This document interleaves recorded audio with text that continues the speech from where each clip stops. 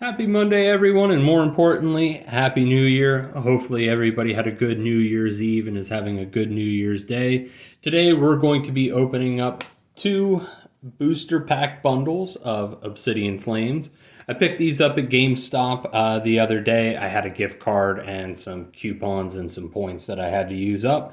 And when I went in there, got the usual kind of GameStop treatment of there really wasn't anything super exciting there on the shelves. So these were the two that were, I guess, the most appealing to me. So I picked up two of them just that way I could burn up my gift card and, like I said, most of my points and coupons. So I ended up getting these two for about, I'd say, maybe $10. I think they retail for about $25, $26 a piece, just maybe depending on where you're buying them from.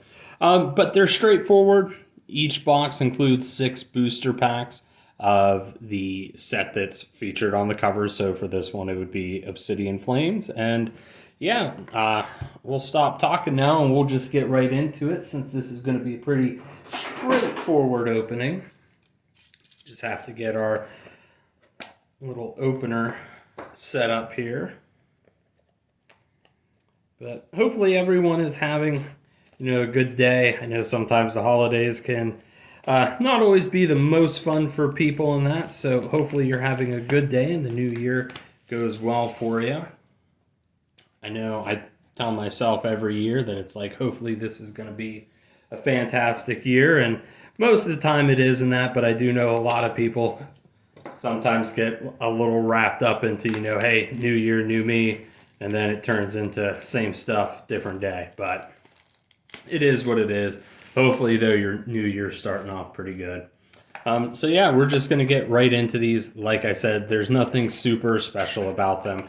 I think it's actually just more of a way to allow people to buy, I don't want to say bulk booster packs, but I guess that would be the correct way of saying it, for maybe like $1 or $2 less than what it would be to just buy them over the counter. I do know with Scarlet and Violet, I think the average pack or the average price of packs has gone up a little bit, but I don't know how much of a savings you get with this. Like I said, I think it's maybe only $1 or $2, but we've got 12 of them here in that, so we're just going to get through them. Obsidian Flames, it is a set that I do like. I have a lot of the stuff that I want out of it. For those of you that caught my short, I did complete the Charizard set from this, so I have all the different rarities of it.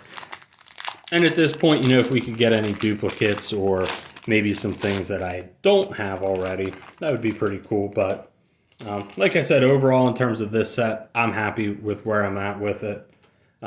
Most of the times, for me at least, there's only a few cards out of each set that I really want to get. And I'm not somebody who's super big on rarity. Of course, if you are getting like the highest rarity of a card, that is always nice. But for me, it's just more of as long as I have a copy of it, I'm usually pretty content. So Charmeleon, Escadrille, Letter of Encouragement, Scovillian, and Toxicity. And ending the pack on a Darkness Energy. But yeah, so I've been thinking of kind of uploading some other videos kind of geared towards Scarlet and Violet gameplay. However, I know there's a couple things I'd have to go out and buy to record any sort of like long form gameplay. Man, this pack here, my brain's shutting off already. We're going to blame that. We've been working on our basement. We're just going to say we got some sawdust up in the brain there, and that's what slowed me down, but seems to be par for the course. But yeah, I know there would be some things I'd have to go out and buy to get some long-term gameplay or long form. But in terms of just kind of doing shorts and things like that, I like to get into that. Just unfortunately, with where I currently live, and by currently, I don't mean that I'm planning on leaving here anytime soon. Reveroom EX. Very cool. But we just don't have the best reception out this way, and I know you can record clips on the Switch. However, a lot of it does kind of depend on your native kind of connection ability, and just where we're at, it's kind of like trying to find Moses' DVD collection. I think I've gotten like one clip to upload successfully of, sending out like all the, you know, legendaries and that from Diamond and Pearl for a picnic because, Pokemon's a world where a 10-year-old and that can be out in the middle of the wilderness and unleash the literal creators of the universe and that casually for a picnic. But it is something that I'm looking at trying to get set up in that. Kangaskhan, Togekiss, and an Electric Energy. But I have been working towards completing the shiny starters since the Indigo Disc does allow you to catch all the previous starters from the series. And as of right now, I think we pretty much have most of the fire types. I think actually the only one I'm missing is Fennekin, and that's just because I can't find a good isolated spawn area for it. So if anybody does know, feel free to leave that in the comments. I greatly appreciate it. But that's one where I'll probably just one of these days have a whole bunch of eggs and then just kind of hatch them and kind of play my luck with that.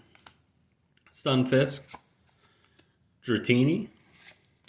There we go, a Gloom Illustrator. That is actually a very nice illustration. Let's get this focused up a little bit more. Yeah, there we go. Yeah, that is actually a really nice artwork for Gloom. Very cool.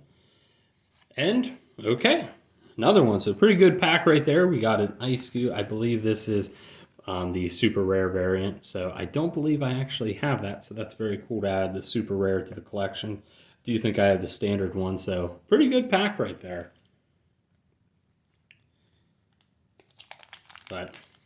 And I think at some point here we're going to start working on the water types. I know there's going to be quite a few that are going to be difficult for that, but I just want to flush my head in the toilet every time I try to hunt some of these shiny grass ones. I do have most of them, but like I said in that short, it's like you're looking for like the one shade of green that's a little bit different compared to the other ones, and it does. It's kind of gotten to the point where it's driving me nuts. The crazy part is like actually most of the harder ones I already have. I think the hardest one technically is Chikorita yet that I still have to get, but I think I know I need Chikorita.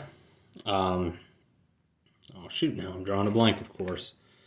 Chikorita, Turtwig, there we go. And then Rowlet. And I found some really nice spawns for Turtwig, but none of the shiny ones spawn. Doesn't matter like how many sandwiches I make or anything like that. Just not getting any shiny Turtwig. Same thing with Rowlet. I found a couple nice spawns in that for Rowlet, but just haven't been able to see one pop up. And that one's at least a little bit easier because we're not just looking at different shades of green. It actually has a mint color to it versus a regular brown color. I did also realize I haven't been holding up the code card, so we're going to burn through that real quick. And we'll fix that here with these next couple of packs.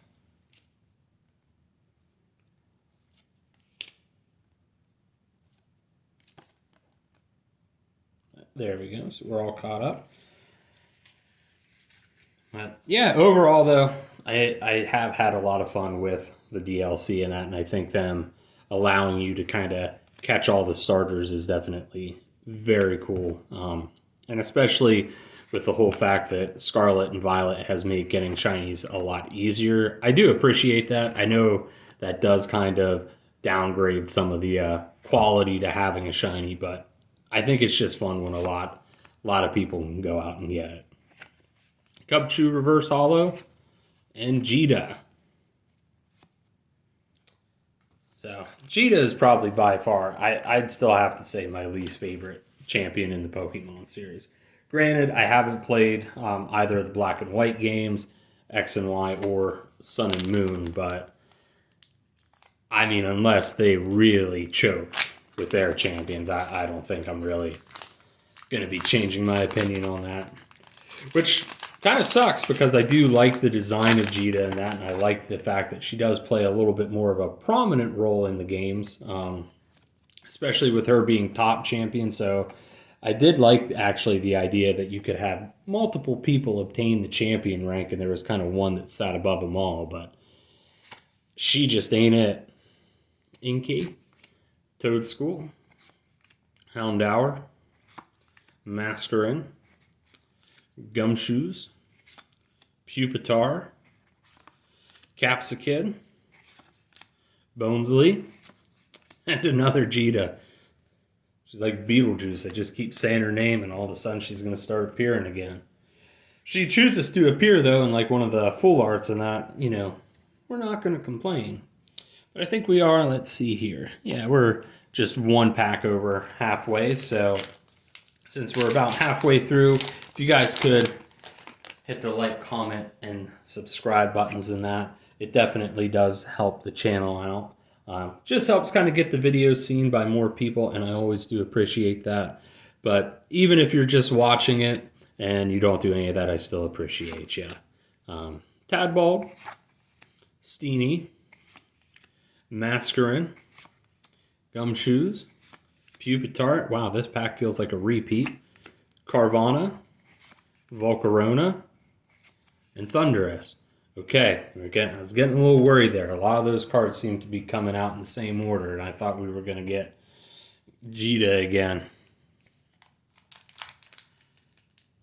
Like I said, if she wants to appear in a higher rarity, okay, she can come to the table. That's perfectly fine.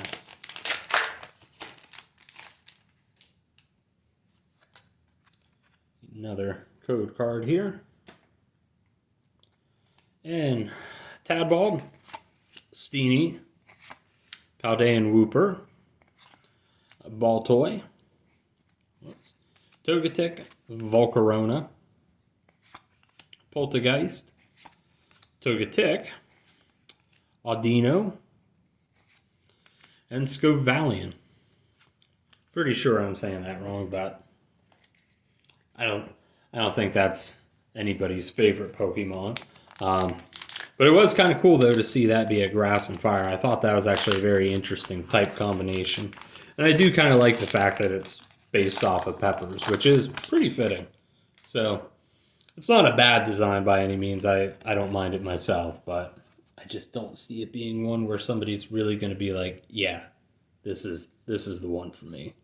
Paldean Wooper, Baltoy, Carvana, Lechonk, Togetic, Ninetales,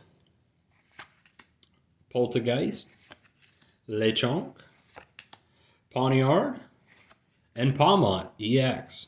So very nice. I know Palmont is kind of like a Pikachu clone, and I know they get a bad rap, but I will say I actually genuinely did enjoy Palmont, getting to use that several times in a couple different playthroughs. Probably actually my favorite Pikachu clone. Just wasn't a big fan of how you did Final Evolution. I know Pokemon does do some gimmicky evolution methods. And I think it was like for Bramblegast and maybe something else you had to do that. Could have been a lot worse though. I mean, it is something that's pretty easy to do.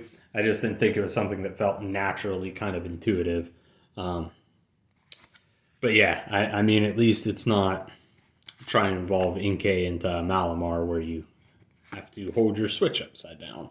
So it could be worse. And like I said, I do think the payoff, I did really like it. And that move, Revival Blessing, that thing is powerful. Dugtrio, Combee. Oh my goodness. Okay, very cool. Man. If I would have just held out a little longer, I wouldn't have had to buy it as a single, but that's okay. We got it. That's so fitting too.